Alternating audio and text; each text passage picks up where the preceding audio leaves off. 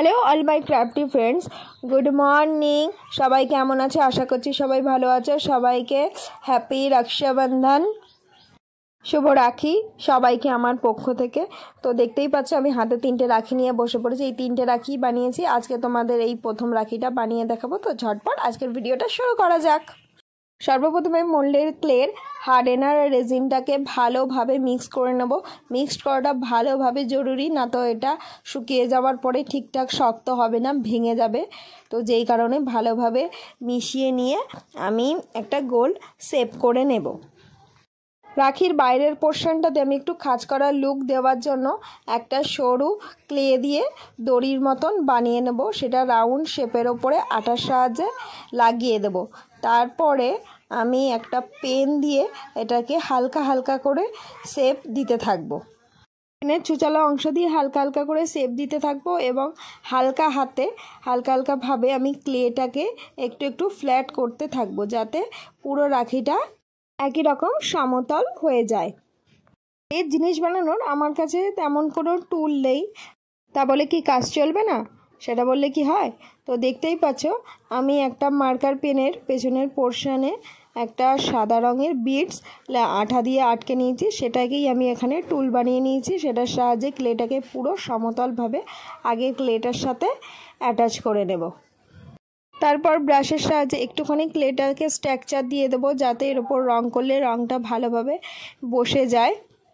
এরপর আমি বেশ কিছু ধান বানিয়ে নেব ক্লের সাহায্যে। শেষে একটা কাউরি শেল, যেটাকে আমরা বাংলায় কড়ি বলি, সেটাও আমি ক্লে দিয়েই বানিয়ে আঠার সাহায্যে অ্যাটাচ করে দেব। আমার তো কোনো ভাই নেই, সেই জন্যই ভাবলাম রাখিটা আমি আমার ছেলেকেই পরাবো। ভিডিওটা তোমরা দেখো, তারপর অবশ্যই আমাকে জানিও রাখিটা কেমন হয়েছে। আমার ভিডিও যদি ভালো লাগে অবশ্যই লাইক করে কমেন্ট করবে আর অনেক অনেক বেশি শেয়ার করবে, যাতে আমার হাতের কাজ আরও 5 জনের কাছে পৌঁছে যায়। ভিডিওটা যারা ফেসবুক এবং ইনস্টাগ্রাম থেকে দেখছো তারা অবশ্যই আমার প্রোফাইলগুলোকে ফলো করে দিও এবং আমার ইউটিউব চ্যানেলে নতুন হলে আমার ইউটিউব চ্যানেলটাকে সাবস্ক্রাইব করতে ভুলো না। সাবস্ক্রাইব করে নোটিফিকেশন বেলটাকে অল করে রাখবে, যাতে আমি কোনো ভিডিও পোস্ট করলে তার নোটিফিকেশান পৌঁছে যায় সবার আগে তোমার কাছে। কথা বলতে বলতে দেখো আমার ধান আর যে কড়িটা সেটাও কমপ্লিট হয়ে গেছে। তো এটাকে আমি মোটামুটি আধা ঘন্টা মতন একটুখানি শুকানোর জন্য রেখে দিয়েছিলাম। হালকা একটু শুকিয়ে গেলেই এর ওপরে আমি অ্যাক্রিলিক কালার দিয়ে পুরো রাখিটাকে কালার করে নেব। তোমরা যারা রাখিতে নিজের ভাইকে স্পেশাল কিছু গিফট করতে চাইছো, তো তাদের উদ্দেশ্যে আমি বলবো, তো সবার প্রথমে রাখিটাই স্পেশাল করে তোলো। নিজের হাতে রাখি বানাও, এরকম ক্লে দিয়েও বানাতে পারো বা তোমাদের যেমন ইচ্ছা, কার্ডবোর্ড দিয়ে বা ধান দিয়ে অনেক কিছু দিয়ে রাখি বানানো যায়। আমি ক্লে দিয়ে বানানো দেখালাম, তো এইভাবেও বানাতে পারো। বা তোমাদের পছন্দ মতন কোনো জিনিস দিয়ে বানাতে পারো। তো তোমাদের রাখিটা তাহলে তোমার ভাইয়ের কাছে আরও স্পেশাল হয়ে উঠবে। প্রতি বছরই তো বাইরে থেকে রাখি কিনে নিজের ভাইকে পরাও, একবার নিজের হাতে রাখি বানিয়ে পরিয়ে দেখো, দেখবে আনন্দটা দ্বিগুণ হয়ে যাবে।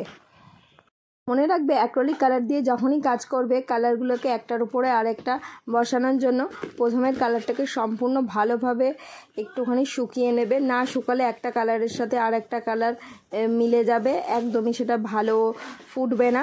তো সবসময় একটা কালার শুকিয়ে গেলে আরেকটা কালার করার চেষ্টা করবে। এই মতনই লাল কালারটা সম্পূর্ণ শুকিয়ে গেলে তার উপরেই আমি সাদা অ্যাক্রিলিক কালার দিয়ে এখানে একটা দাদাভাই লিখে দেব।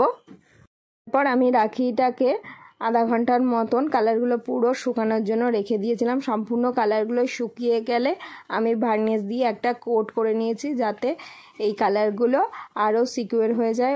এইভাবে ভার্নিশের কোট আর সামান্য একটু যত্নে রাখিটা বছরের পর বছর অ্যাজ ইট ইজ নতুনের মতনই থেকে যাবে। আমি রাখিটার দুই প্রান্তের দুটো দড়িও লাগিয়ে নিয়েছি, টার্সেলটাতে কিছু বিডসও অ্যাড করে নিয়েছি। তো হেয়ার ইজ ফাইনাল লুক। আমাকে এটা পরে কেমন লাগছে অবশ্যই জানিও। দেখা হবে নেক্সট ভিডিওতে।